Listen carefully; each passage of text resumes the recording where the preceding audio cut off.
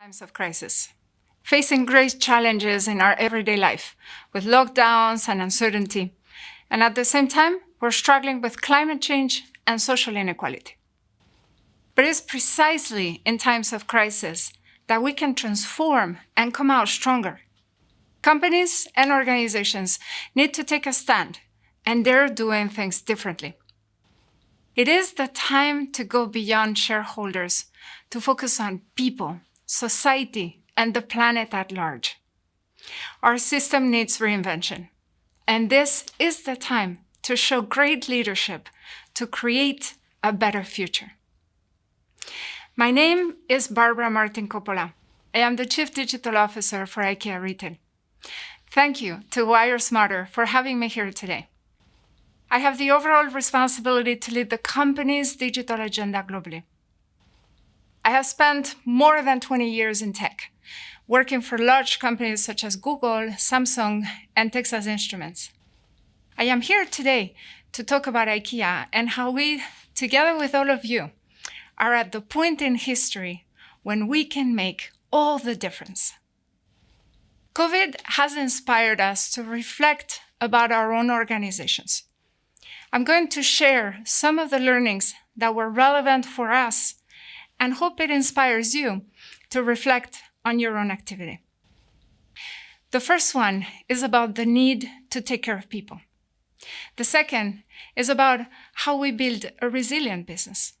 Third is about how to do business while enabling a healthy planet. And last but not least is about the importance of diverse and gender-balanced workforce. During COVID, we quickly realized our biggest priority and responsibility was to take care of people. For us, this means the health and well-being of our customers, employees, but also communities at large. Before any constructive action could take place, the morale of employees had to be rebuilt. That is why we invested in training on resilient leadership and other skills needed to be an adaptable organization. We pushed communication to new levels to stay close to each other. And we reduced uncertainty, maintaining all jobs in spite of stores being closed. This all contributed to bring employees closer together. For the communities around us, IKEA pledged 26 million euros to support vulnerable groups during these difficult times, including product donations such as complete bedroom and living room solutions, and other essentials like food. We created temporary homes and quarantine centers for more than 50,000 homeless people. And we are returning the financial support received from governments as we saw that our business was going to be fine. And we know that we're not alone doing these kinds of initiatives. There are several other great initiatives where companies in solidarity are directly supporting communities. I want to see more of these kinds of initiatives going forward, not only in times of crisis. Companies need to realize that they play a crucial role taking care of people and communities every day. Way too many businesses have had a hard time or disappeared when the crisis came. Many businesses were not robust enough to last the crisis, and others simply could not adapt fast enough.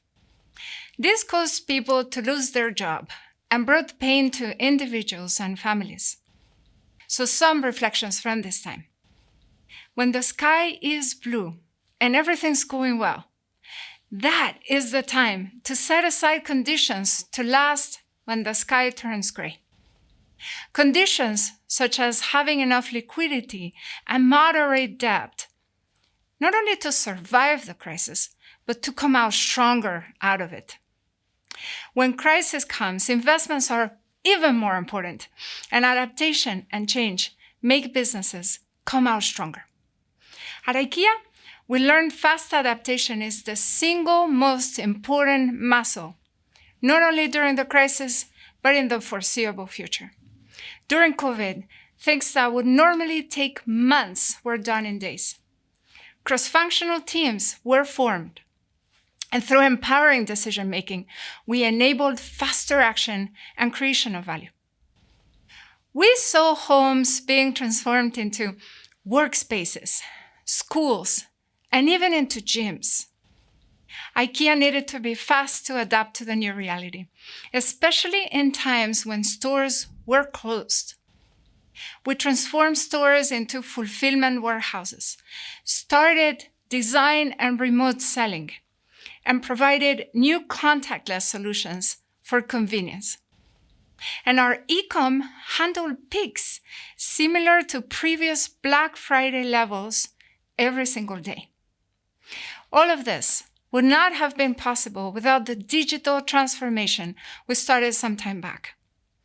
Digital is at the core of being nimble and adaptive. Data and technology are needed for companies to adapt and succeed in this age. It is imperative to bring the many people along, reskill, and educate them for the needs of the 21st century. We do not want to create a digital divide in our society. And creating a resilient business cannot be done without people. Let me be clear. There is no business nor future without a planet. We need to come out of this crisis with a road forward towards a healthy planet. This is the most important decade in humankind. We need to find a way to marry profit with purpose and create a sustainable business. Our customers are asking for it. Our employees are asking for it. Our children are asking for it. It's not only the right thing to do, but it also makes business sense. We at IKEA are accelerating our investments towards a planet-positive business. IKEA will become climate positive by 2030. Over the coming year, we will invest an additional 600 million euros into company solutions and our own operations to enable the transition to a net zero carbon economy. This increases our overall investments into sustainability to 3.8 billion euros. We would also inspire 1 billion people to live more sustainable lives. I am calling out to our collective sense of responsibility. Let's use this crisis to build a way forward to save our planet. This one is very close to my heart. The importance of a diverse and gender equal workforce. It's a known fact that companies that are gender and ethnically diverse outperform their peers. I've seen it and experienced it firsthand. I have spent my whole career in the technology sector, which is gender imbalanced. Coming to IKEA, where 50% of managers are women, and diversity and inclusion are a priority for the company, made an impact on me. I am experiencing the benefits of a balanced work environment with more innovation, open-mindedness, and its impact on the bottom line.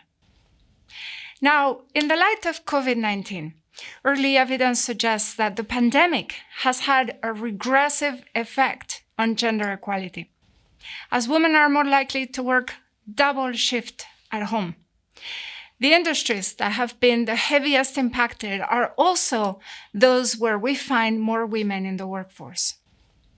Given the competing priorities of organizations that are focusing on recovery, I would like to emphasize and stress the importance of keeping equality as a strategic priority for all businesses. Equal opportunities are not only a human right, it's also what makes business sense. When crisis hits, this is where we need to see real leadership. This is when we must make tough changes. Ingvar, our founder, used to say, "Crisis brings out the best in us. In challenging times, we come together and focus on what truly matters, people." Let's make this a global commitment. I'm asking all of you, let's put people at the heart of everything we do, and the rest will follow.